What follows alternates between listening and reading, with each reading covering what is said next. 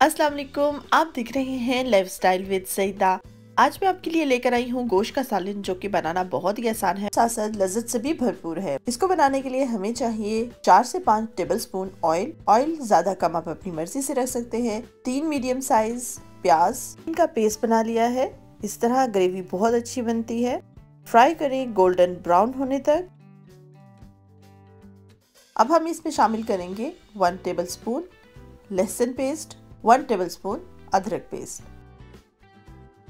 Fry कर लेंगे 1 से 2 मिनट तक। अगर आप मेरे चैनल पे न्यू है तो जल्दी से लाइक का बटन प्रेस कीजिए और सब्सक्राइब और बेल आइकन तो जरूर प्रेस कीजिएगा।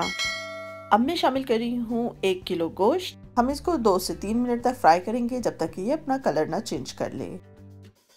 अदरक, लहसुन और प्याज गोश्त में अच्छी तरह शामिल हो गया है। अब हम इसमें शामिल करेंगे 1 टीस्पून नमक, 1 tablespoon red chilli powder, 1 teaspoon सुरख मिर्च, 1/4 टीस्पून हल्दी पाउडर। 2 छोटे साइज की मैंने दालचीनी की स्टिक ले ली है, उनको तोड़कर आप इसमें डाल दीजिए। 2 मैंने ले लिए हैं काली मोटी इलायची। यहाँ पर मैंने लिए हैं 8 से 10 काली मिर्च, 1 टीस्पून कुटा हुआ सूखा धनिया, ½ टीस्पून साबुत जीरा, 2 से 3 सब्ज इलायची, ½ टीस्पून गरम मसाला, 4 से 5 लौंग, 1 टीस्पून साबुत धनिया। अब इन सब चीज़ों को हम अच्छी तरह मिक्स करेंगे। अब हम शामिल करेंगे तकरीबन ½ कप हरा धनिया। ज़्यादा कम आप अपनी मर्जी से कर सकते हैं। अब हम इसमें शामिल करेंगे ½ कप स्प्रिंग अनियन। अब हम गोश्त को अच्छी तरह मसालों में भूनेंगे 1 से 2 मिनट तक। देखिए कितना अच्छा कलर निकलता जा रहा है। अब हम इसमें शामिल करेंगे टमाटरों का पेस्ट। तकरीबन 3 मीडियम साइज के मैंने टमाटर लिए हैं। इसको गोश्त में मिक्स करेंगे।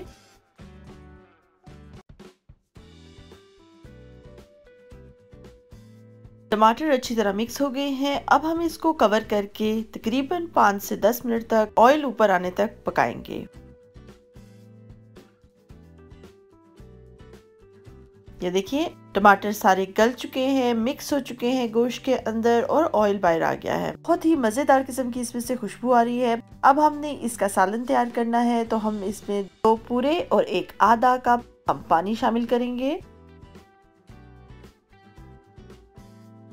अच्छी तरह हम इसको मिक्स कर लेंगे ताकि पानी में हमारे जो मसाले थे उनका टेस्ट भी शामिल हो जाए।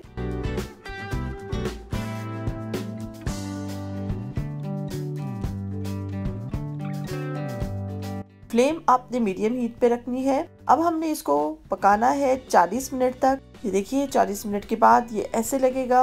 1 टीस्पून कसूरी मेथी शामिल करेंगे। सालन को हमने थोड़ा सा और पकाना है। इसको कवर कर देंगे 7 से 10 मिनट तक। ये देखिए कितना अच्छा ये सालन तैयार हो रहा है। ऑयल ऊपर आ गया है और पानी भी ड्राई हो रहा है। सालन की मिकदार कितनी होनी चाहिए उसके हिसाब से आपने 2 मिनट तक इसको लो मीडियम फ्लेम पर दम दे देना है, ताकि ऑयल और आ जाए, गोश्त बिल्कुल पक जाए और ग्रेवी अच्छी तैयार हो जाए।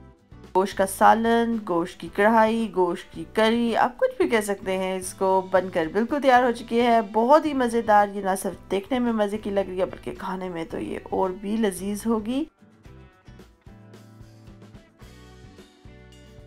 अगर आपको मेरी रेसिपी पसंद आई हो तो लाइक करना ना भूलिएगा, सब्सक्राइब और शेयर ज़रूर किया कीजिए।